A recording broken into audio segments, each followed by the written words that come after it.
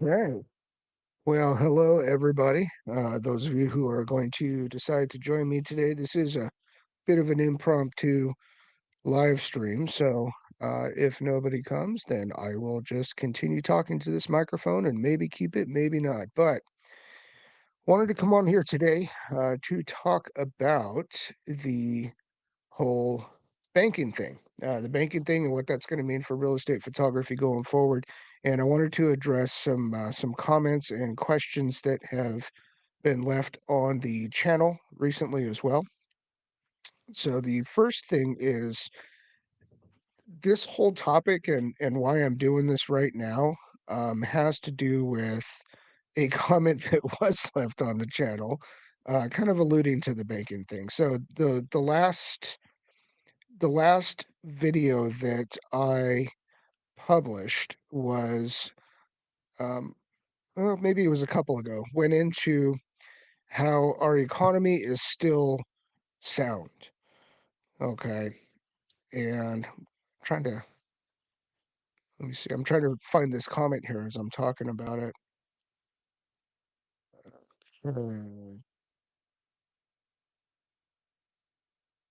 Anyway, I cannot find the comment as I'm talking about it. So, anyway, there was a comment that was left on the channel that was because it was just like a few days after I had made that video about, hey, what are your thoughts now on the 12th? I think it was, and this is right after the SCV Bank had failed on Friday. And what's funny about this is I have been seeing so much chatter online since then, and it kind of calmed down a little bit yesterday. But after that first bank failed on Friday, I started taking all of them with them. I've seen so much chatter online from people who are maybe a part of the prepper community who and they're basically advocating, hey, go run on the banks, get your money out now. And it's like, no, you morons. I mean, this is what we don't need, right? I mean, most normal people, their money is insured to a very high amount. It's only really the business people who have anything to worry about as far as these depositors are concerned. And now we have the federal government coming out saying that they're going to backstop this anyway.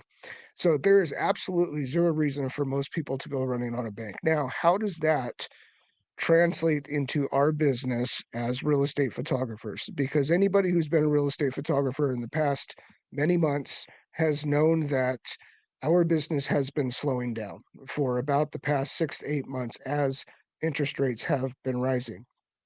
So the interesting thing about what's been happening with the banks, and we'll get into also the financial news of this morning, is that this really is a byproduct of interest rates rising. So as I understand it, and I'm not an economist, but as I understand it, the venture capitalists who like to use SCB Bank for many reasons, they themselves and SCB Bank are doing a lot of long-term bond buying.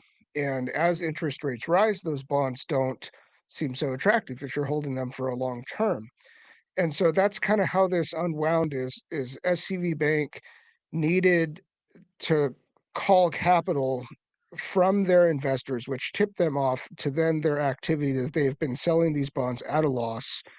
The stability of the bank became within question for all of these venture capitalists, and they just ran on the bank. And there's no bank, by the way, on the planet that's going to be able to withstand all of their depositors running on it all at the same time, because they all do deposit, or they all do invest rather their deposits. And so there's no bank on the planet that's going to be able to withstand that. But this was a pretty unique situation that was exacerbated by, and this is an important point for this too, the last time we had a bank run, it wasn't really in the modern day where we can blast group communicate with people over this device.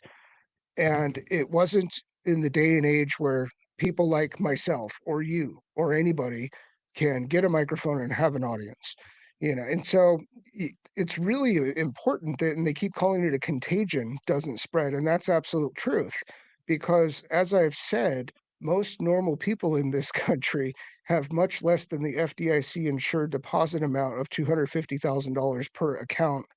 I think it's per account per institution. Anyway, and so there's no reason for you and I or anyone else to go be running on their money.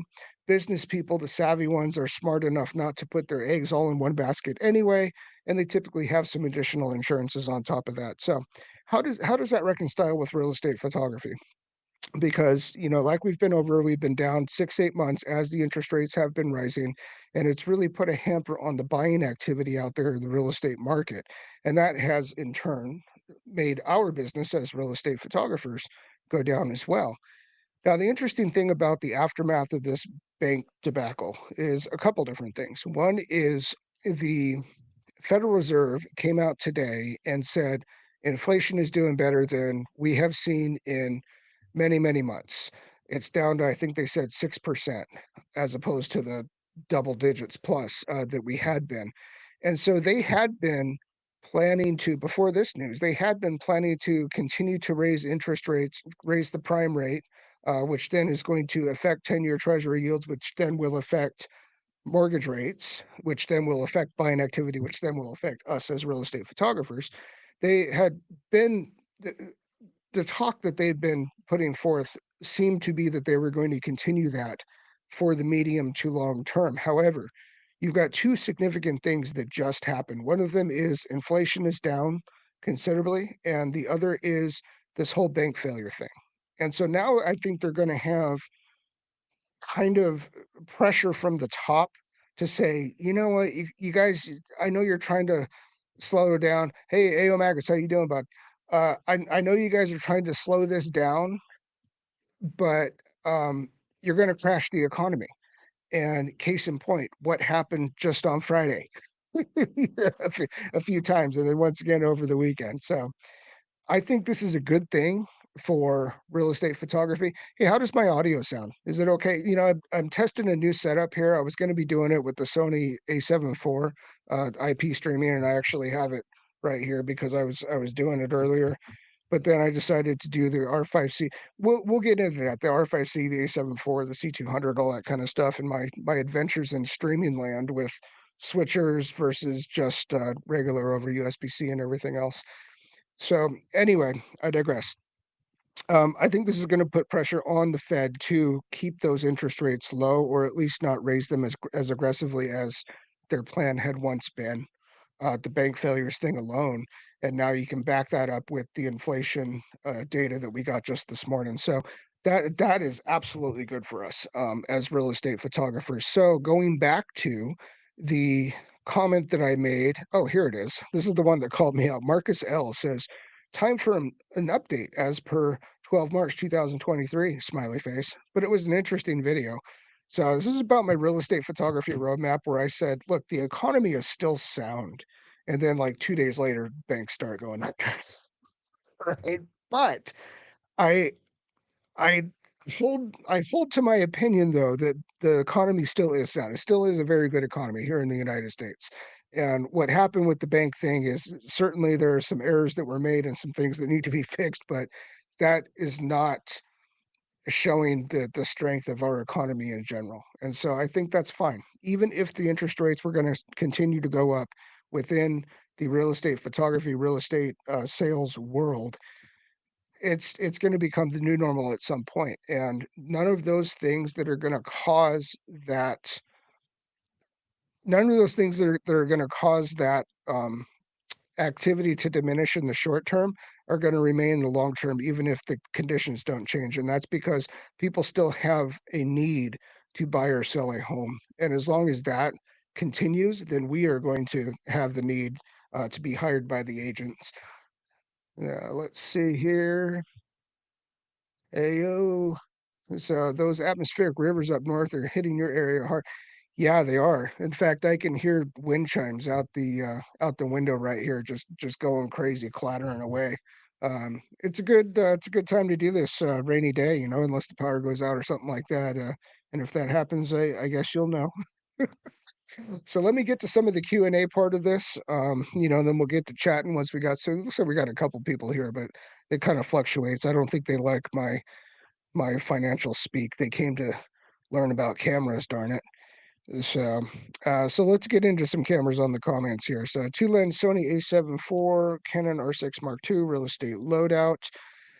One thing I've been teaching recently is a two lens real estate loadout, and that is a 16 to 35, preferably f2.8. There are a lot of reasons to have a 2.8 over an f4, even though you do not get typically down to that wide apertures while shooting interiors. Um, that's one lens, and then the other one that I use is the 24-105 f4. And there's a few reasons for that that I go over in that video. And the comment here by Al Sarpi, Al says, the 17 millimeter TSE is my go-to twilight lens.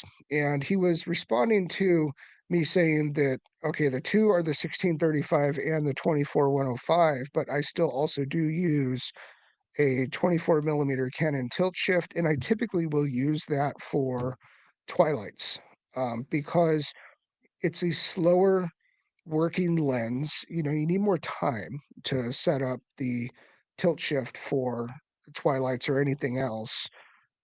It's a beautiful lens. I mean, it really is, and it gives me the ability to faux some elevation, faux some height on the property that I'm pointing the camera at. So I don't use. I mean, I could not use that. You know, I could use the 1635 G Master, and that typically is the one that I do use, or the this one that I have right here, the Canon 15 to 35. See, I've got stuff all over the place right now because I've been doing this kind of twiddling with streaming setup stuff. So, but 17 millimeter tilt shift, it's not as good as the 24. You know, it's not as good as the 24. It's not as sharp.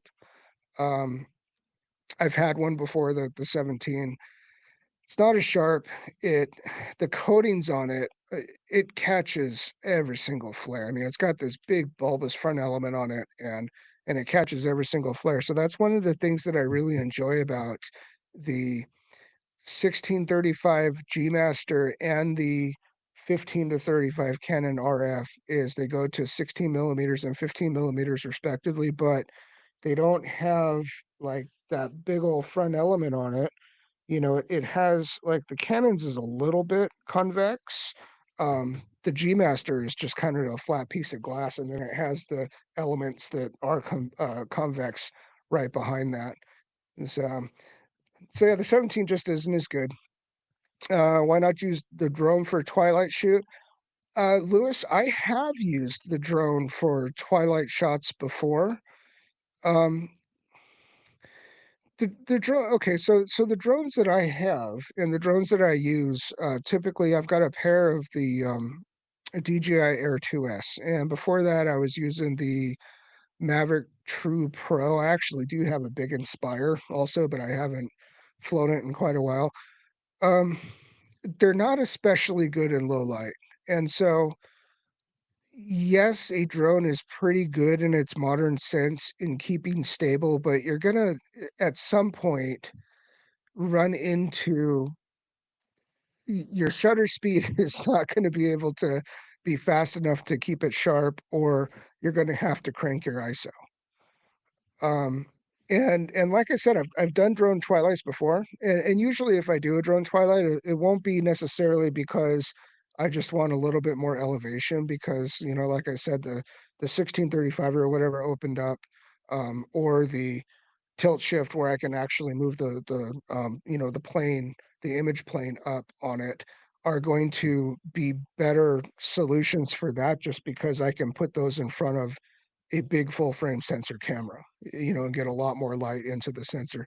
Drones are great for a lot of things. They're not especially good at low light. I mean, not in their current form anyway, unless you've got that new fancy Sony one that, you're flying a mirrorless camera on it. Then, hey, I mean, again, it still becomes like, how stable can it be? you know? So I've done it before though. I've done it before to show, like expansive properties and stuff like that, where it's like, look at this pretty sunset in this vineyard property, because we have a lot of those up here, and I shoot quite a few of them. So I have done drone twilights for that before. Audio's good. I'm like 5 minutes behind. Yeah, well, I was 5 minutes behind what? 5 minutes behind me? Well, I was like 5 minutes behind getting started, so I probably went and killed my audience there. Lewisburg, thanks. Hey, thanks, Lewis. Where are you coming to us from? I don't think I've seen you on one of the streams before. Let's see. Let's get into a couple more comments on the channel here. Okay, in the Is Canon Feeling Okay video, it's where we talked about Canon's just strange lack of, I don't want to say innovation, but Canon's just been making strange decisions lately, and especially this. They have all these RF cameras coming out, and they're starting to really focus on the low end, right? So they've got the R50. R50, is that what it's called? The one that replaces the little M camera, the M50. I think it's called the R50 coming out. And they have the R8, which is a $1,500 full frame, which looks awesome. I mean, I think I might actually want to pick one of those up, but we'll see. And the R7, the R10, all these other things that are coming out, they're focusing on low end, but then they're doing things like, you know, rightly enforcing their intellectual property by keeping third-party manufacturers from developing around their mount. Now, I say rightly because it's within their right to do. However, it's maybe a little tone deaf for the people who rely on third-party lenses to get going. And so, while it's within their right to do, it's gonna. Not everybody can afford like the big L lenses, but you still have the R3 out there, which is a strange camera, but it's a $6,000 strange camera. You've got the R5C, which is what I'm shooting on right now, which is a 4,500 or whatever it is dollar camera. You've got the R5 and allegedly the R5 Mark II. But what you don't have is wide L series lenses.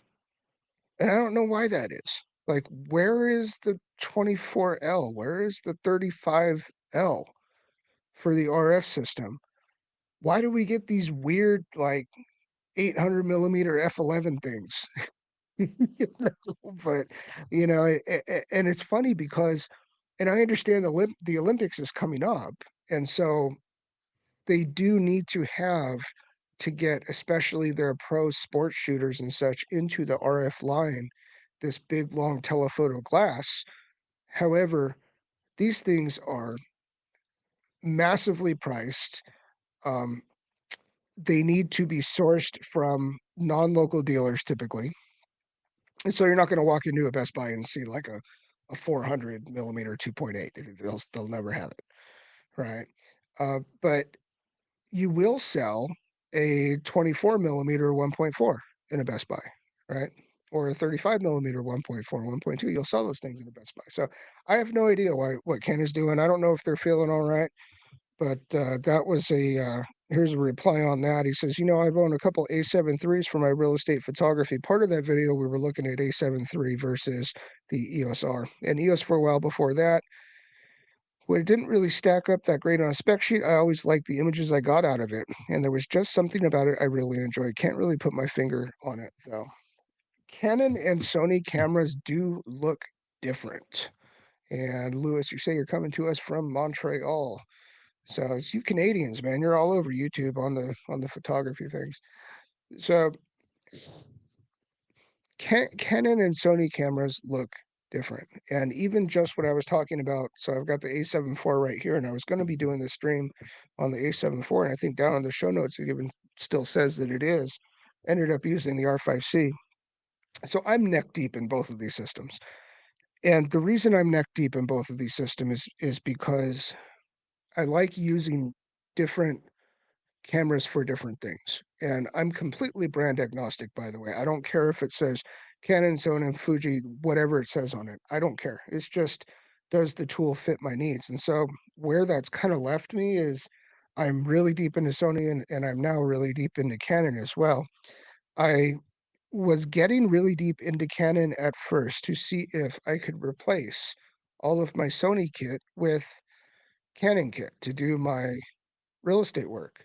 And what I really discovered through that is the Sony cameras are better for that work than the Canon cameras are. They just are. They have tools like zebras that you can use in photo mode or not just video mode. And that's really handy when you have something as dynamic as real estate and you're shooting an interior. In this room, say it's very dark, and then if I have nuclear light blowing in through the window, I don't want to have to rely on a histogram to show me that there might be something somewhere in this image that's clipping. Can't show you where. It's like, no, okay, I know it's the window, but it's nice to be able to define those lower limits and say, this is this luminance value, right? And this over here is this luminance value. So zebras and having zebras that you can set up in a couple different ways is super handy. All the Sony cameras do it, all the Canon cameras do not. I have no idea why the Canon cameras do not do this in photo mode because you can do zebras in video mode. I have no idea. I think it's something that Canon just defines as a video tool, whereas I look at it as a useful exposure tool. And so that's one of the reasons that the Sonys are better for real estate photography than the Canons. The second reason is because the native app, the Imaging Edge app on the Sony bodies is way better than the Camera Connect app on the Canon bodies for many reasons. One is it's pretty consistent across all Sony bodies, whereas the Canon app is with the few Canon bodies that I've tried with that app is wildly consistent even between those cameras. Whereas you would have increased functionality on some cameras, Canon cameras with the app, you wouldn't on other cameras with the app. And the biggest thing about that app is it was designed for a cell phone, which means the resolution is just junk on it when you blow it up to say like an iPad. And really most people tethering are doing so with an iPad. So when you have the Canon Connect app on an iPad, it was designed for a cell phone. It looks like everything's out of focus, even when it isn't. And that's kind of a tough way to work, thinking that everything that you're looking at is out of focus. So the Sony Imaging Edge app is better in that regard. It's a much better looking preview on the app, a live view rather. Another thing that app is better at is it allows you to keep working as the file previews are coming to the app. And so if you're bracketing a shot and you're taking, you know, like you're bracketing ambient or something like that, as the preview is coming to download, so you can see it on the, you can still adjust your values and you can still fire the trigger, you know, fire the shutter again. And that's huge. So if you're in the groove and you're working quickly, you know, you want to be able to, okay, I know my bracket's going to be this many stops from whatever point. I just want to be able to do it, right? I don't want to have to wait for the thing and then it comes up and then I tell it to leave and then I do it again. It's just, you know, it's not very efficient. So those are the first two things, the zebras and the app. And then the third thing is specific to the Alpha 1, and that's the 1/400th of a second flash sync speed. on the Alpha One. Now, what's interesting about really all of those things that I just said is those things are all important to me out there shooting interiors and wirelessly tethering shooting interiors. But those are the things that I don't think I've ever seen anybody on YouTube reviewing a camera talk about. And I don't know why that is. I mean, I don't know if my needs are just so esoteric compared to everyone else. I wouldn't think so. I mean, right? Aren't we all using things like that? So, Lewis, are you a photographer? I know that the AO is there. And what are you guys shooting and what are you guys using? So let's see if I can get into something else here. Some other comments. I made a mistake with when I was talking about the EOS R. It is 10-bit over 422, but it's this massive crop, and it's just not a good camera. The EOS R wasn't. Okay. Let's see. I really appreciate your analysis. I'm finding the same trend in my business. Thank you. Okay, so this is an important point, I think, for real estate photography roadmap going forward in 2023. Is Jeremy Deal and I had been going back and forth between how to address the real estate photography slowdown that we've been seeing for the past 8 or so months as the interest rates have been rising. And one of the things that both he and I early on advocated was that you should be going out there and maximizing your invoices. And so by that, I mean the clients who would typically only be ordering stills photography, you're going to try to get them into ordering other services. You're going to try to get them into ordering video, Matterport 3D tours, floor plans, virtual staging, whatever you do. You're going to want to learn those skills. You're going to want to implement those skills. You're going to want to go out and pitch those other products in group settings like sales meetings. And I'm a big believer in pitching products in real estate sales meetings because it's worked very well for me.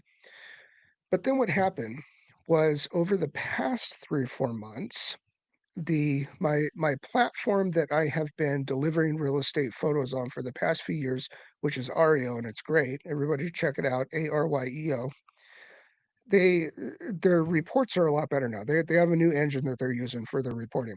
And one of the things that it can now show me is a very granular kind of delve down into the life of my business within Ario, and then at certain specified periods, the products that are getting ordered more often and by who and all this other thing. And what I found was that in the past 6, 8 months, see, these agents, they're not doing as much business either.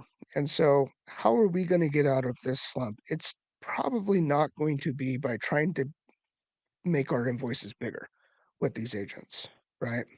And what I found actually is that I don't think I've lost any clients over the past however long this slowdown. I think all my clients are still in business. They're still listing. They're still calling me when they do list. But what has happened is since they are hurting too, my invoices have actually been going down. And so the opposite has been happening than what we were advocating. And that is that I have clients who typically would have the larger packages that now, since they're not selling as many properties, they are also enlisting me to perform fewer services. And this can easily be seen with these new reports that I have access to now. I can see that decline, and I can see how within that pie chart, my biggest single product categories, as far as the popularity of people ordering them from me, are stills photography. So I got to my gears turning, and I say, you know what, I was wrong. And this whole thing is dynamic. There's no one right answer to this, but I think it's important that all of us keep speaking openly about it and sharing what we see out there in our respective markets. Um, oh, the A7S3. So you're shooting video then, Lewis. Um, and anyway, I think it's important that we all keep talking openly about this, and we're going to all figure it out together. So now I think really what I'm going to do going forward for 2023 is I am absolutely going to focus on stills production, because That is the core service that all real estate photographers are going to be offering to their clients anyway. And it's the one that is going to be left standing as all of your clients are doing much less business and trying to figure out how to cut costs. They're not going to cut the stills because the stills are what every listing needs. And so I'm going to focus on the stills. I've already raised my prices, and I think all of us should do that. I mean, all of us need to do that. When I was at the PMRE, used to be PFRE conference, PMRE conference, that's the Professional Media for Real Estate, I believe is what the acronym stands for, several months back this past year.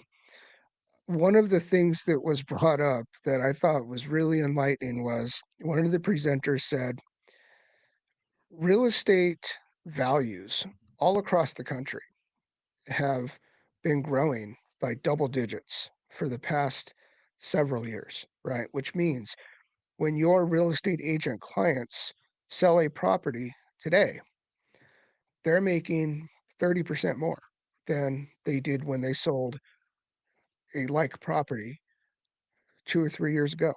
That's true. Are you making 30% more? Are you as a real estate photographer making 30% more than you were 2 or 3 years ago? Have your prices increased? It's very normal for businesses to increase their prices anyway, right? But especially if you put it in that perspective, these are who our clients are, and our clients are making more money. So not only is the world costing us more money, I don't know anybody who's spending less on fuel and gear and subscriptions and all these other things now than they were a few years ago. Not only is it costing us more money to do business, which means we're making less money, our margins are getting thinner, but our main clients are making much more money than they were a few years ago. So let that inspire you to raise your prices. And I'll tell you, it's not as scary as you think. You think it's going to be scary. You think I'm going to lose all these clients if I raise my prices, even just an inkling. And I'm telling you, it just doesn't happen. Um, I may have lost a couple when I raised my prices, but you know what? Those are the ones I didn't want anyway. Those are the ones that didn't appreciate what I bring to the table. And so when you raise your prices, you're gonna work less for the same amount. You're going to be left with the clients that you have the good relationship with, the ones that value what you bring to the table, that you are an important member of their marketing team. And you need to do it. You just need to go out and raise your prices. As Lewis, I think showing the value in the different service you provide, agents in Montreal are now realizing that they need to spend on marketing to sell and add value to their brand. And that's a good thing to bring up too. Is so the problem that we have here, the problem we have here right now in California is that our lack of buyers um, has dried up. The agents are still getting the listings, but they haven't come around to I thought exactly what you did, which is why I first was advocating that you shore up all your different services because of that line of reasoning that you have right there. And I still think there's absolutely truth to that. But what I didn't really weigh as heavily into the equation then that I now know matters is they're not, they can't afford it. They can't afford it because they know they have to, and you could tell them that they have to do all this increased marketing, but they're making less now, not because the prices aren't higher now, but because that's just what the market's doing now. Is there's less out there for them to make on. So that's why I kind of walk back that, is and I was exactly, I mean, I'm with you. I was exactly that, like, hey, you need to market it because it's getting more competitive. There are more listings, there are fewer buyers for it, so you need to stand out. And that's a great line of reasoning. But I just, in my area anyway, here in California, I just didn't see that penciling out. Not for me. So, yes, I do mostly video, but managing photos with the same camera. Started recently, still saving up for the right gear. Yeah, so the A7S3, so you're doing 12 megapixel. I know a few people doing that actually, with that camera. I haven't tried, but you know, the other part of that is I'm spoiled for choice. I mean, I've got a lot of cameras that are maybe more appropriate to do it with than the A7S III. But A7S III is a fantastic camera. I probably will never get rid of mine. You know, I'll always find some use for it. You know, Isaac, how you doing? Let's see, Isaac, you're in New Hampshire, right? When you say the buyers in California are drying up, it's odd. It's the opposite of New Hampshire and very slow. It's the opposite of New Hampshire. So you have more buyers in New Hampshire than you did a while back. See, now here's what's interesting about the conversation that we're having around the interest rates, though, too, right? As those interest rates, as there becomes less pressure on the Fed to raise interest rates now, especially after these bank failures, and then after the inflation report came out that showed inflation is settling down a bit. That should bring buyers back to the table. So I forgot what the number is that I saw, but like a buyer has 5% more purchasing power for every quarter point the interest rate goes down, or something like that, right? So it was an enlightening number where it's like, okay, well, you know, that actually does matter, especially for markets like mine, which are very expensive, and um, property values here have outpaced incomes like forever, right? And so, uh, yeah, people do make money here, but the housing is so expensive, you know, here in Northern California that it's just anything helps, right? When you got people looking at like $1 million shacks. Uh, okay, Isaac, not so many homes on the market. Yeah, we have. I mean, you know, we haven't for many years had a lot of homes on the market here either. We have more now than we have in the past several years. And what's funny about that is everybody likes to point that out as if there's like, oh, there's all these homes for like, no, that just means that my city has five of them on the market instead of two. You know, still, it's still not, you know, oh, it's like, you know, twice what it was last year. Well, that's true, but it's five instead of two. You know, it's not, it's not like this huge influx. And I think that's where a lot of people are. And this is another reason too, you know, while I'm on this, that watching national coverage of anything real estate typically will not show you anything that's appropriate for where you are. Real estate always has been and always will be so microclimatic, you know, with you know, whichever region that you're in, that anything that you see a national newscast say about real estate is just not going to be what's happening in your area, you know. So let's see. I don't know how I got off on that, but I need to get back to the comments here. Bear with me just a second. Okay. I never lose another real estate photography client. Uh, wow, that's an old comment. Well, it's a new comment on an old video. So you guys tell me, would you like me to do another? So one of my more popular videos that I've done on here is when I set up a studio shot right back there, and I compared the R5C, the A74, the Red Komodo, and the Blackmagic Pocket 6K. And I tried to match them all together and then have the viewer guess which one is which. A couple people did it pretty well. Most people didn't to guess which one was which. But my point is, not only was it a really popular video, so I know that people enjoyed it, but I have a different crop of cameras now than I did then. So I have sold the Red Komodo. I have sold the Pocket 6K. I have the R5C, which is what I'm shooting on now. I have the A74. I have now a pair of C200s. Or what I could do with this is do just a Sony version of this. And so I have an A1, an A74, an A7S III, and the older A7 III. I think that might be a neat video to set up a studio shot right back there, not tell you which one's which, go through it a couple different ways because those cameras, all of those cameras, most of them anyway, look different in different or look better in different modes than the others. So, like, for instance, the A7 III is 8-bit, and I don't think it really ever should have had log curves on it. S-Log2 is not great. I think the highest and best use of the A7 III, well, okay, let me walk that back. If you're looking for maximum dynamic range and you're not scared of dealing with muddy Technicolor gray shadows, then yeah, it's awesome.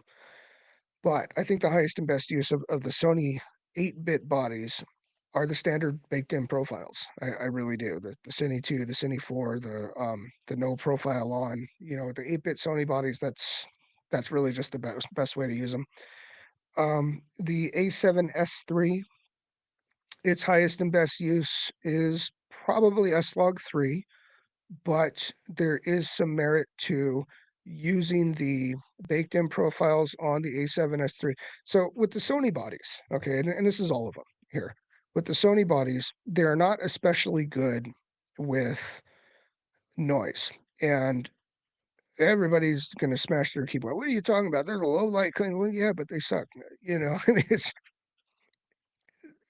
the A7S III. When you go up to that 12,800 ISO gain stage, yes, it cleans up, but it is being hammered by internal noise reduction, right? And between that, about so 640 is the base, between 640 and 1600 or so, that's where you want to do, because anything over about 1600 on the A7S III before you get to that 12,800 is just nasty. I mean, it's nasty. You're going to have denoising in your workflow, and then it's going to soften the heck out of it anyway. But what the A7S III allows you to do, though, is when you use the baked-in profiles, and so you use like the no profile, or you use, one of the other ones that I don't really like the Cine EI, but like one of those other ones. One of the advantages on that particular camera of doing that is you can then go to lower native ISOs. And not only can you go to lower native ISOs for the base, but 4.5 stops up, the second gain stage, because it is still dual gain in all of those as well, is much lower. The camera is not going to interject as much noise reduction, and it's going to have a certain amount of crushing shadows just within those standard profiles. And so they really do look better than the graded S-Log for profiles where you don't need the dynamic range. That's something that's unique to Sony, because Canon cameras they work a bit differently. The ones that I have do anyway. But anyway, I digress. Okay. AO, the A7 III. Yeah. Are you saying it because you have an A7 III? I have an A7 III too. I actually tried to sell it. eBay stole it from me. I ended up getting it back because the gentleman who I just lucked out that the guy who bought it on eBay and then decided to file a claim against me, even though I had sent him a return label for this. It's a whole thing, right? Uh, Long story short, eBay totally took his side. It wasn't right at all. They said that he could keep the 1,200 bucks that he bought it from me for, and he could keep the camera. Only because this guy was local enough to me was I able to persuade him that it's probably best for everybody if he gives me my camera back, and I was able to get my camera back. So maybe I'll make a whole video on it at some point, because it was like I used to buy stuff and sell stuff on eBay like a decade ago, no problem. It was great. But the few times that I've done it recently, my gosh, it's like a minefield now.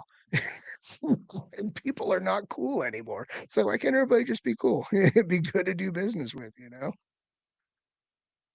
Starting to use HDR PQ 10-bit on the R10. Yeah, R10 looks. I've looked at the R10 before. See, what's funny is like I've been looking at cameras now, um, like the R10, and I'm not sure if the R10 can do IP streaming. So I was, like I'd said in the front here, my A74 here, I was going to use my A74, and it still says it down in the show notes here, that it's, even though this is now the R5C that I'm using, just because I've been having so much I don't have an especially robust internet connection as far as the upspeed goes, and it's just what is limited what I have available in my area. I already pay for the fastest, and it's like gig down speed, but the upspeed is just anemic, right? And for streaming, you need that upspeed. So I'm trying like all kinds of different ways of, hardware encoding, software encoding, IP streaming, capture cards, and all just trying to systematically go through troubleshooting with everything I have and everything I have access to figure out what is the best way to get the cleanest signal out. The A74's IP streaming over USB-C is actually a pretty good solution to that. It really is. I ended up using the Canon R5C just because it was the one that I was testing the most as it was coming time for me to do the stream. So I'm like, okay, I kind of have this one set up about how I like it now, and I like the Canon colors a little bit better than the Sony colors. Anybody who says there isn't a difference has no idea what they're talking about. Of course, there's a difference. Um, it's the sensors, the lenses, the process. I mean, it's just all of it. So, yeah, but that's so anyway. So the R10 and the R7, I think they both can IP stream, right? And that's kind of that might be an awesome setup, because here's the thing. I bought a couple C200s, right, when they were on fire sale. They still are on fire sale on B&H, and I have them set up in my studio, one here and one there, for when I do just my regular YouTube videos. And I also use them for, for client work and things like that. But they typically live here, just locked off for when I do those videos. The 12-bit RAW codec on the C200s is gorgeous, but for whatever reason, out of the HDMI and the SDI, regardless of how I set up everything within the camera, I cannot get it to capture especially well streaming. And I'm kind of at a loss at this point for as to why. Like I don't really understand it, other than the codec that it's spitting out is just in some way it's got to be a lot heavier than say what I can capture out of the HDMI of the R5C or out of the USB-C, just using itself as a capture card out of the A74. So the R10 and R7 kind of look interesting to me to play with in that regard. I know that was kind of like an $11 answer. Sorry about that. I have a video shoot next week, and I'll test out the video on the R10 with the RF15 to 35 2.8. Is it going to be real estate? Because you have that crop. So 15. So you're going to be at what are you going to be at, like 22 millimeters, which is fine. You just have to plan your shots accordingly. So, but the 15 and 35 that's a fantastic lens. That's one of Canon's best RF lenses to date, like no doubt. It's really it's great. Isaac, I haven't seen any R10 real estate videos on YouTube yet. It's because it's a crop sensor. So you're gonna have to figure that out. So you could do the 14 will get you wider. Um, so on my C200s, right, which are Super 35, I've thought about using those for real estate video. So a similar size sensor as your R10. And what I probably would end up doing is putting on adapting an EF Laowa 12 millimeter. And I have one of those. I used to have two of them. They're mostly crap lenses, but they are very wide and very well corrected for distortion. So, and that'll give you about an 18 millimeter perspective on an APS-C or Super 35, depending on the size of the Super 35 sensor. And 18 millimeters is about where I like to be anyway. When I'm shooting real estate video on the A7S III, I like using the 18 millimeter Zeiss Batis. It's sharp, it's light. One of the reasons somebody asked me recently why I like the Batis so much. There are a lot of reasons I like the Batis, but one of the reasons I like the 18 millimeter Zeiss Batis is it's really light. It's really light. It's 2.8 lens, It's a prime, so it's really sharp. 18 millimeters on full frame. I'll do that all day, for real estate video. I think that's a good perspective.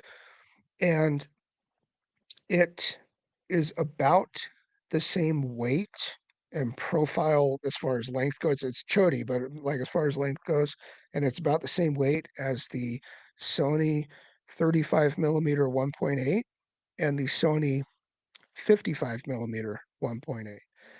And so those are three lenses that you can interchange on a gimbal and not have to rebalance the gimbal. Is it going to be in perfect balance? No. Does it matter? It's also no. It's for the shots that you're doing. You balance it for the 18 millimeter Batis, and then you swap the other lenses if you want to do detail shots, shallow depth type of stuff, and they're about all the same weight as each other. And so it ends up being a really nice kit for doing real estate video. Okay. Edit you out. Yeah, edit me out, man. So, do you have a lens and camera pairing that you really just enjoy using? First professionally, second personal use. That is a really good question. Um,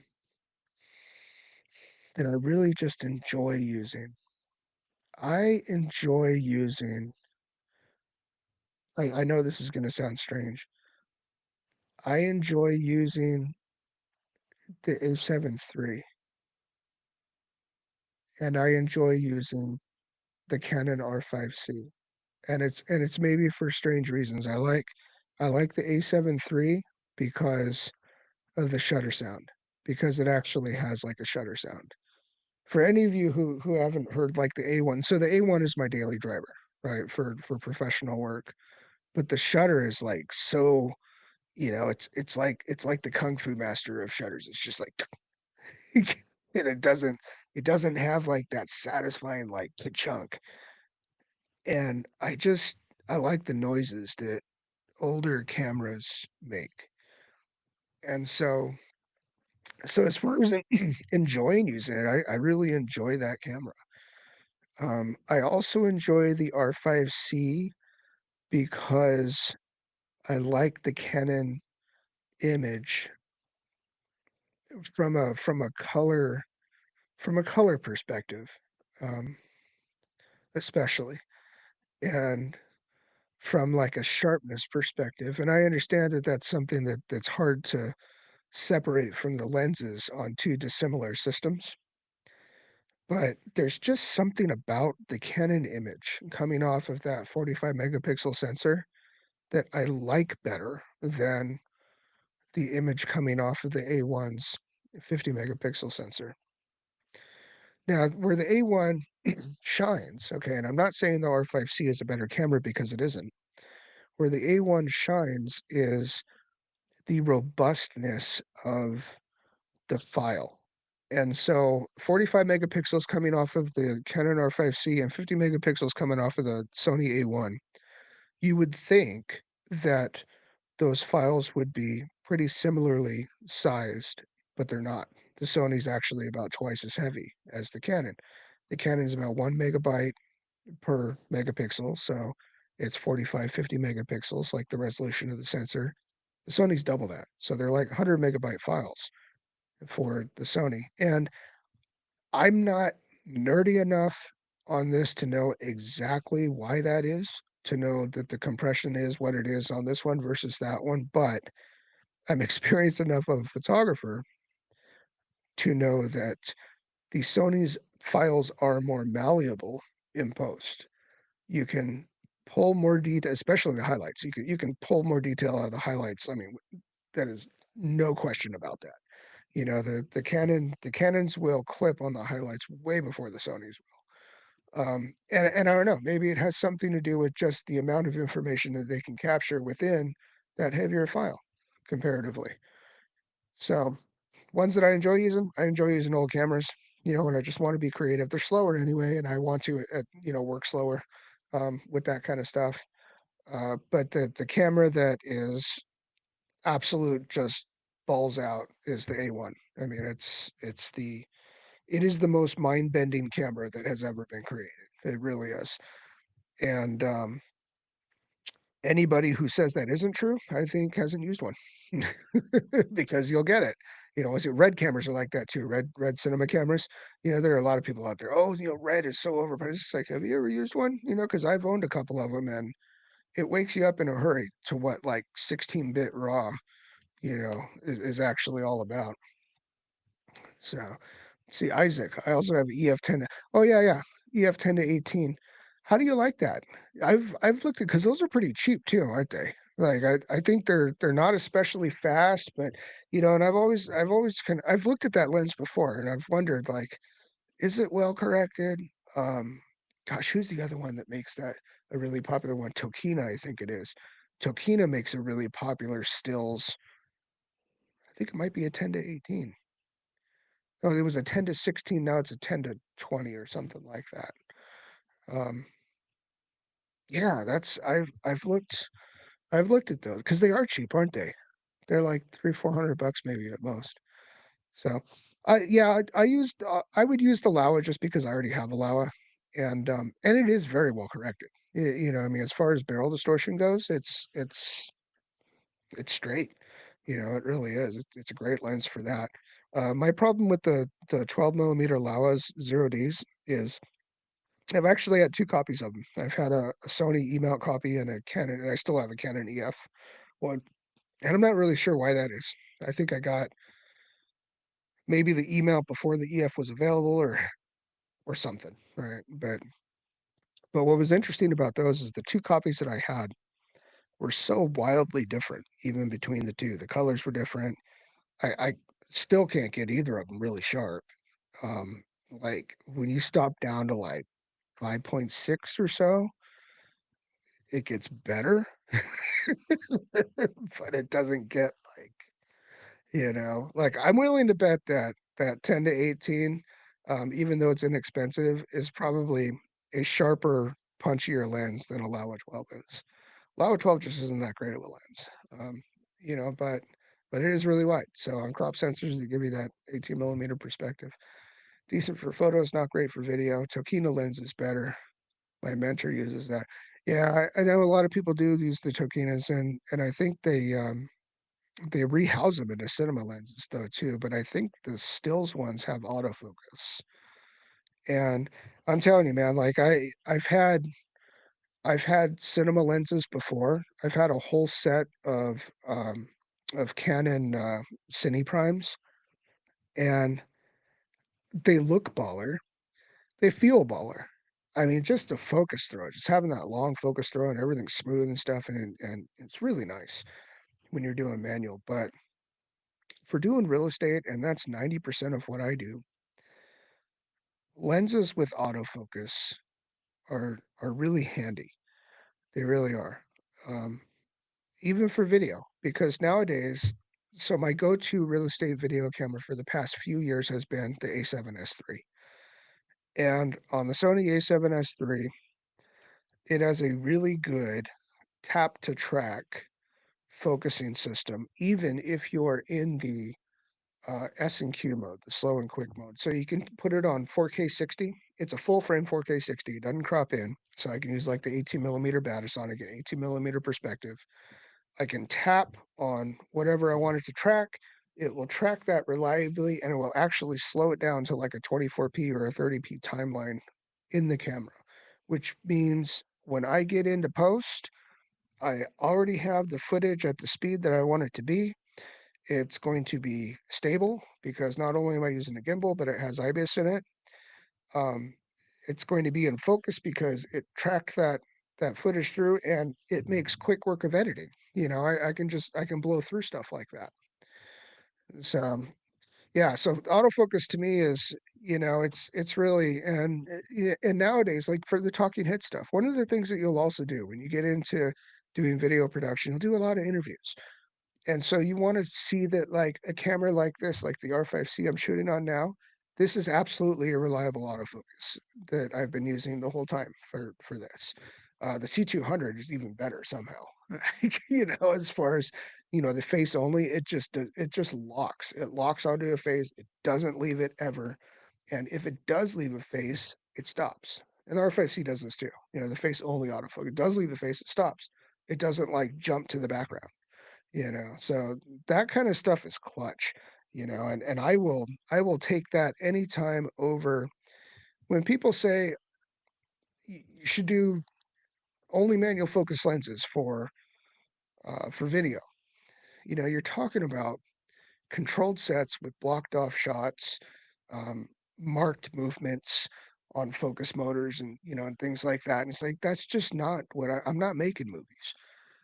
I'm doing commercial work, I'm doing corporate work, I'm doing real estate, and autofocus is huge for that kind of stuff. It really is. So thank you for the many of you who have joined me. I have been on for an hour. I actually do have a shoot this afternoon. Hope it stops raining. If it doesn't, then I'll have to figure that out. But Isaac, it's always great to see you. Let's see who else now. Edit you out. I've never seen you before around here, but it's good to have you. Ao, definitely. I'd like you to be, in on these more. And Lewis, if you're still around, thanks for joining, guys. I'll see you.